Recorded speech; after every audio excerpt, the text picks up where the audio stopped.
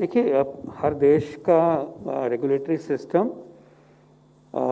अपना अपना कुछ चीज़ें कॉमन हो सकती हैं बाकियों के साथ, कुछ अलग हो सकता है, उनकी अपनी पैरामीटर्स हैं, हम उसकी इज्जत करते हैं। हमारे देश का रेगुलेटरी सिस्टम भी इसी प्रकार अपने तरह से डिसीजन लेता है।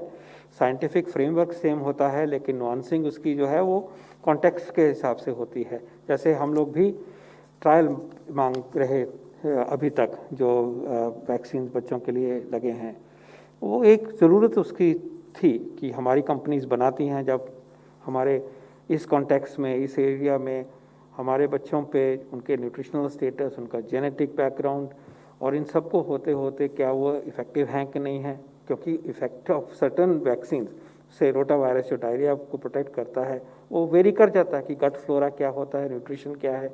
It may not be the same for Argentina, there is a different cohort of people. तो ये साइंटिफिक कंसिडरेशंस हैं और उनको मद्देनज़र रख के कुछ नुआंसिंग, कुछ फ़र्क भी हो सकते हैं, खासकर उन देशों में जहाँ पे कि साइंस स्ट्रॉन्ग है और हमारे लिए मैन्युफैक्चरिंग स्ट्रॉन्ग है। तो उन्होंने ये फैसला किया है, we respect that decision and we expect that our manufacturer will be able to comply with it by doing whatever it requires to be done. It has no impact whatsoever on our own program. Clearly, we are satisfied. Our regulator has approved it. We have so much data on safety. We have so much data on their phase 3 trial that has been screened by them, seen by our own regulator.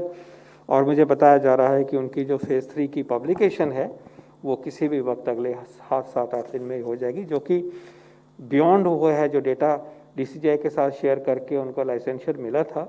अभी उसके भी आगे तक जो follow-ups हैं और studies हैं, findings हैं, वो सामने उजागर होंगी और ऑब्जेक्टिव तरीके से होंगी, पीयर रिव्यूड जर्नल में जाएंगी। So we are doing okay and very well on our regulatory front. We respect another regulator's decision in this regard. Their decision has no bearing on our track at this moment.